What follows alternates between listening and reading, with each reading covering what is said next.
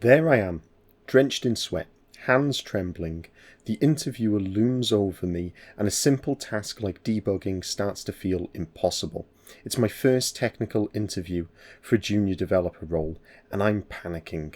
After a few agonising minutes of stumbling through answers and clicking around on the screen, the interviewer mercifully ends it, suggesting that I might not be ready.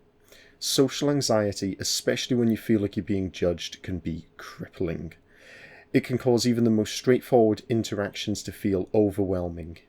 In this video, I'm going to share the journey that took me from panicking in situations like this to actually enjoying interviews, because I now see them as an opportunity to meet interesting people. I'll break down the key concepts that have helped me completely eliminate social anxiety, build genuine friendships, and enjoy engaging with other people, whether it's in a professional setting or I'm just meeting new people in everyday life. Before we dive in, if you enjoy this content and you like to dig deeper into issues, be sure to hit the subscribe button and click on that notification bell. That way you're never going to miss an opportunity to explore new perspectives with me. The first concept is to accept that you can't control what other people think of you. A lot of our anxiety in social situations comes from the belief that we can or should control how other people feel about us. We might be trying to impress a date, win over an interviewer, or make somebody like us. But here's the thing, how somebody perceives us is primarily outside of our control. We can't force anybody to feel a certain way or hold a specific opinion about us. This effort, known as impression management, is exhausting and often counterproductive. When you're overly focused on impression management, you end up presenting a version of yourself that is calculated and inauthentic. You might say things that you don't truly believe or put on a persona that you think others are going to find more likable. While this might temporarily get you the reaction that you're seeking, it ultimately leaves you feeling disconnected from yourself and from these other people. By not letting the other people see the real you, they're instead only forming a connection with this persona that you're putting on. Once I accepted that I couldn't control what others thought, a huge weight was lifted. It allowed me to focus less on impression management and more being present in the moment. Suppose somebody does walk away with a poor impression of me. That's fine. It's their perspective of me based on a very brief interaction, and not a reflection of my true worth or me as a whole person. And the same is true if somebody walks away with a good impression of me. They might see me in a favourable light, but neither of these things are within my control, and neither are true reflections of me as an entire human. At the end of the day, nobody gets to see you in your entirety, and if people have good or bad opinions of you, is completely outside of your control, and not based upon an understanding of you in your entirety. We tend to think that by trying really hard we can achieve desired results, and whilst hard work pays off in many areas, trying too hard can really backfire when it comes to social interactions. We say things that we don't fully believe, or we overthink to the point of shutting down. Ironically, by trying to control the outcome, we miss all of the natural cues that allow us to connect and engage with the person. Instead, by letting go of this need to control, we allow ourselves to be more responsive and engaged.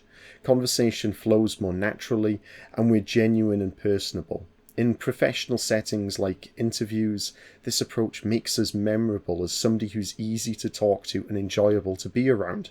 And in social situations, the authenticity leads to genuine and meaningful connections.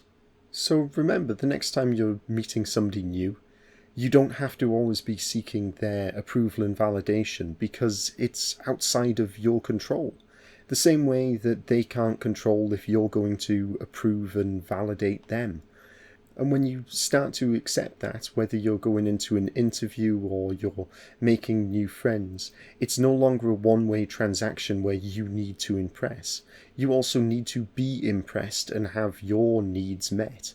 If it's in a job role, you need your requirements fulfilled by that company. If it's making new friends, it needs to be somebody who is going to make you happy and is somebody that's going to be fun for you to be around, as much as it's important for you to be somebody that they like.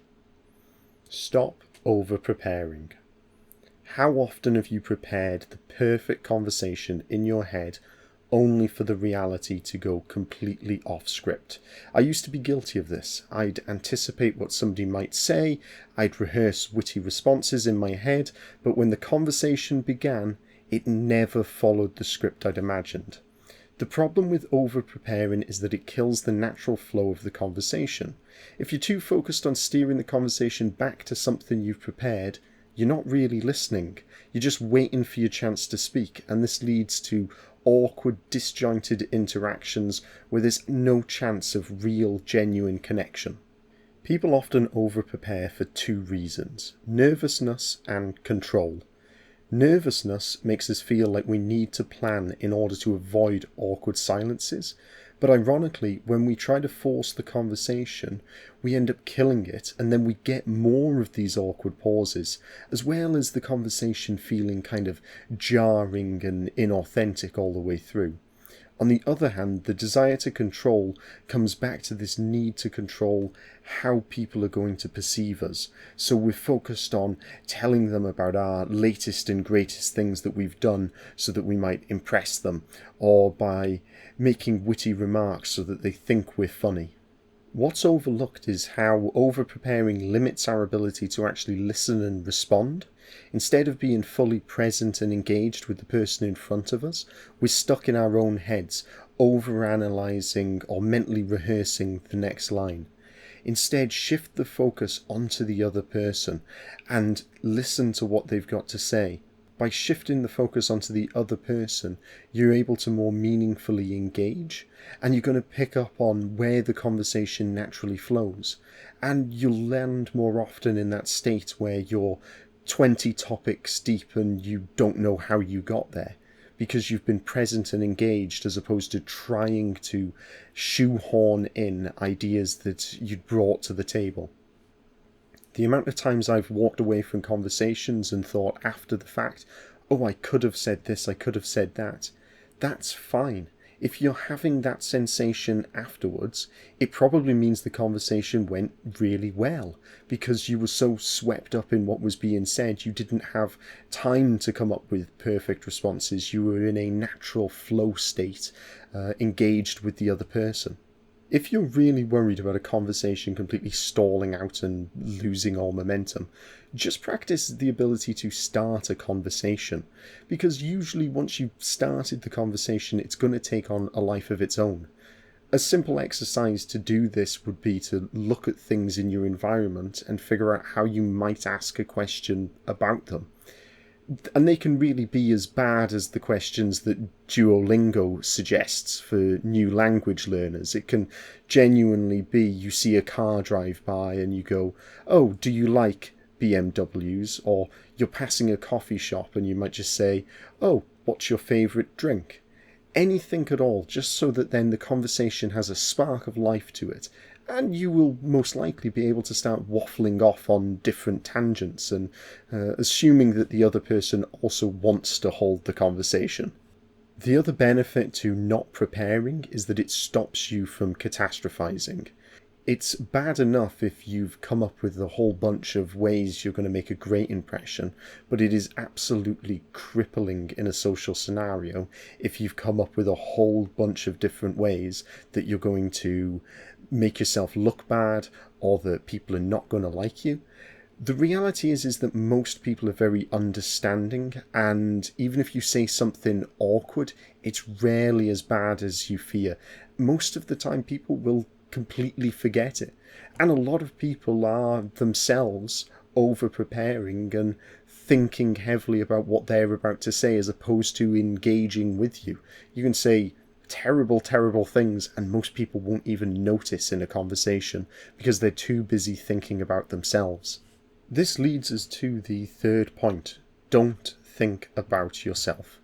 You've probably already heard the advice that you need to really listen in a conversation, and that's good advice. But what's often overlooked is that the real value of listening isn't just understanding the other person. It's about taking the focus off yourself. Not focusing on yourself means that you're going to be way less anxious and way more able to participate in a conversation. For example, during my first interview as a junior developer, There wasn't much to listen to in that scenario. I was left alone to debug some code, and if I'd have just taken the spotlight off me and focused on debugging the code, I wouldn't have been anywhere near as nervous. I could have, if I can shift my perception so that I'm focused on something outside of me, then all of a sudden I can relax. And so this principle applies in many, many different situations. If you're given a speech, leading a meeting, or performing in front of others, you might not have anybody to listen to. However, you can still shift your attention away from yourself and towards the other people or other things in that situation. For instance, if you're speaking to a crowd, you can focus on reading the room, people's facial expressions, their body language, their reactions. Are they engaged, bored? Do you need to change your pacing, inject some humour, or do you need to clarify a point that you've just made? Even if you're performing a solo task under pressure, like programming, playing sports, or presenting something technical, the key is to immerse yourself fully in the task rather than getting lost in self-conscious thoughts.